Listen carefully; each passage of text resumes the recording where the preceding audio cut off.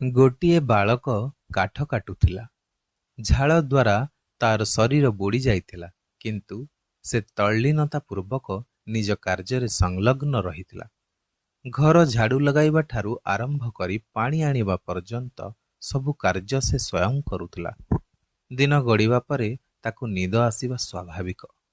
ଜୀବନରେ ସଫଳତା ହାସଲ କରୁଥିବା ବ୍ୟକ୍ତି ଆରାମ ନୁହେଁ ଶ୍ରମକୁ, ଆଲସ୍ୟ ନୁହେଁ ଉଦ୍ୟୋଗକୁ ପ୍ରେମ କରିଥାନ୍ତି।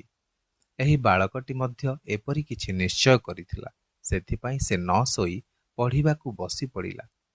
ଜଣେ ପ୍ରସିଦ୍ଧ ଲେଖକଙ୍କର ଗୋଟିଏ ପୁସ୍ତକ ପଢ଼ିବାକୁ ତାର ଇଚ୍ଛା ହେଲା। ସେ ପ୍ରତ୍ୟେକ ବଡ଼ ଲେଖକଙ୍କର ଆଦର୍ଶକୁ ଗ୍ରହଣ କରୁଥିଲା। ସେଥିପାଇଁ ତାକୁ ଗୁଣ ସଞ୍ଚୟ କରିବାର ନିଶା ଘାରିଥିଲା। ପରନ୍ତୁ ସେହି ପୁସ୍ତକ ଘରଠାରୁ 4 ମାଇଲ ଦୂର ଏକ ପୁସ୍ତକାଳୟରେ ଉପଲବ୍ଧ ଥିଲା। କ୍ଳାନ୍ତିକୁ ଭ୍ରୂକ୍ଷେପ ନ କରି ସେହି ବାଳକ ତୁରନ୍ତ ପୁସ୍ତକାଳୟ ଦିଗକୁ ଚାଲିବାକୁ ଲାଗିଲା।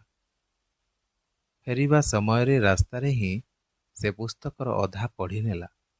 ଘରକୁ ଆସିବା ପରେ ଅବଶିଷ୍ଟ ପୃଷ୍ଠା ପଢ଼ିଦେଲା। ଏହି ପରିଶ୍ରମୀ ବାଳକ ପ୍ରସିଦ୍ଧ ଆମେରିକା ରାଷ୍ଟ୍ରପତି ଆବ୍ରାହମ ଲିଙ୍କନ ହୋଇପାରିଥିଲା।